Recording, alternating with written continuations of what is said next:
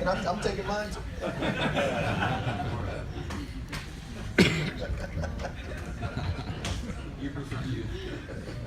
AP Step, WHEP, AM and FM, Foley, Alabama. Coach, when did you realize number 8 would be a difficult matchup for Alabama? What'd you say again? No, our AJ Terrell? Justin. Oh, that 8. Oh, okay. Well, I mean, the moment we recruited him, we knew he'd be a tough matchup for not just Alabama or anybody we played.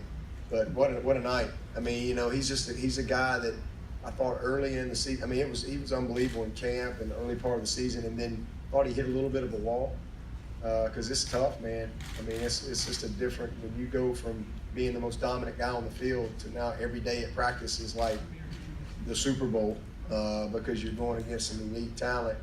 And then he just kind of got his second win, and these last 5 games probably he has been unbelievable. And the catches that you saw him make tonight, those are routine for him. I mean, it's just amazing. I told Trevor, I said, could you quit throwing crappy balls so he don't have to show off like that and make some of those crazy catches? I mean, but that's what he can do. And for this kid from Alabama to have the opportunity, you know, to beat Alabama for the national championship, I mean, listen, I know exactly how he feels, for sure.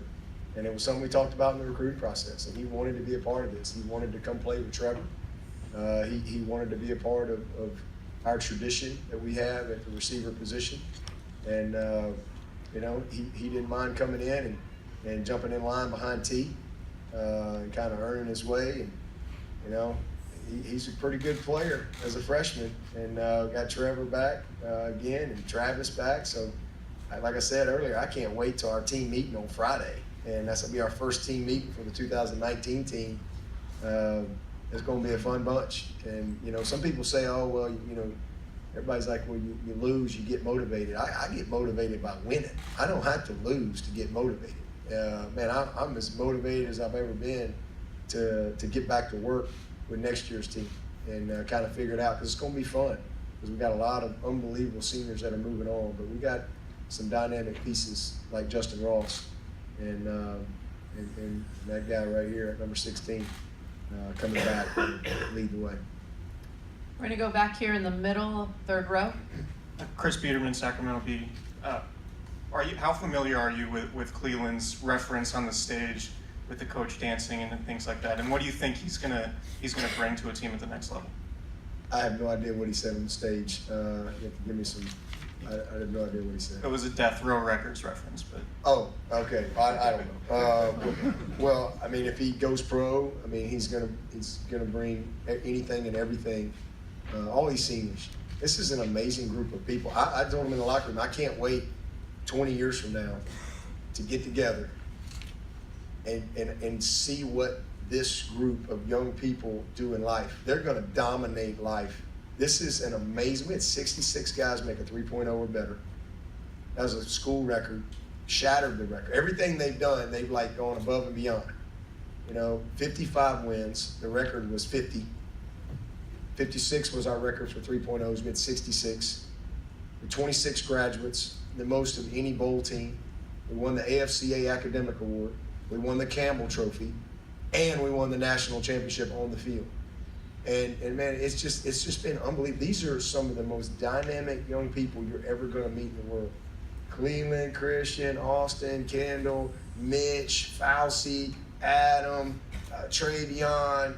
I mean, it just goes on and on and on, these seniors. And they are going to be amazing people in life. I can't wait to get together 20 years down the road and meet their kids and just hear out all the great things that they're going to go on and do in life. And this is a great moment, but this is just part of their journey. It's just part of their journey. But their leadership is what they led. I told them, you led us all year, got to lead us tonight. So I'm just super proud of them, and you know, I know that they're gonna love and enjoy this, but go on and do great things. We're going to move further to the left in our 2nd row. Dabo, if Patrick Brickman, ABC 3340 in Birmingham, if someone had told you when you were a walk-on at Alabama that you would go back and beat that team twice at the national title, what would you have thought? Why not? You know, why not? I think it's what it takes. It takes belief, you know. I think that we put limitations on our own self by how we think. I've always believed that way. Well, why not? You know, God's bigger than that stage out there. That's for sure. You know, I know 10 years ago, not many people probably saw this coming, but we're here and we did it. And it's amazing. It's a blessing. And as I said, out there on the field, I said it 2 years ago and I'll say it again, this is really not anything that I've done. You know, it's not anything that our players have done. I mean, I think God has worked through us. Only God can do this. A Hollywood movie, Steven Spielberg or whoever one of them producer people are, they couldn't write this script. They couldn't write this script. They really couldn't. And only God can do this. And I give him all the glory because I know where my strength comes from, and I know that it's simply by his grace that I've been able to walk this journey. God has opened so many doors for me, closed doors, put people in my path. He's gifted me. And man, I'm just so thankful. And so, you know, as a young boy growing up in Alabama, I've lived so many of my dreams. And I dreamed big. I mean, what else was I going to do? So, if anything, I hope that a moment like this, because I know there's a single mom out there somewhere, probably trying to figure out how she's going to make it. I know there's a kid, probably like me, that's got some bad circumstances and not sure what your future looks like. If anything else, man, that comes from this tonight, I hope that somebody like that can have some encouragement and some hope that, you know what, God's got a plan for me. And if you say, hey man, if that guy can go do it, well, you know what? Why can't I? But you got to be willing to put the work in. Number one, and then if Clemson can do it, why can't we? I mean, where's little old Clemson? I mean, we're not supposed to be here. We're not supposed to be the first 15-0 team in history. We're not supposed to be here, but we are. But we are. And beat Notre Dame and Alabama to do it. Only God can do that. We're going to take our next question right here in the middle in the second row. Bonte Hill, 95.7 The Game, San Francisco. Coach, when you got this job on an interim basis and then you got the job permanently, Clemson was, from the outside looking in, it looked like a middle-of-the-pack program, but you guys had a lot of talent on that team, but everybody wanted to say, oh, that's just Clemsoning. Now, you guys have shed that notion, obviously, winning 2 championships in the last 3 years.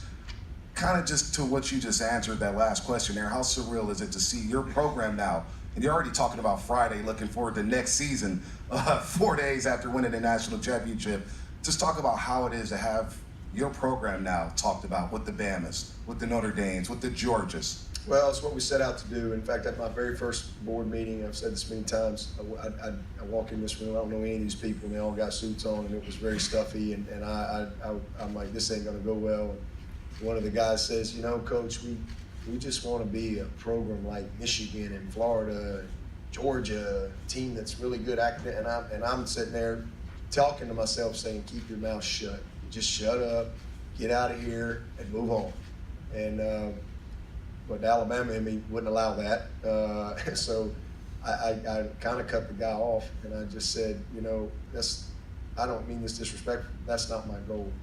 My vision for Clemson is for all these other schools to want to be like Clemson. I want to build a model program, and I want to do it in a way that loves our players, serves our players, equips our players. I want to have some fun doing it, and if it don't work, hey, I can go do something else, and that's what we've done, and we've been intentional with that. And so 10 years later, our core values are exactly the same as they were back in 2009.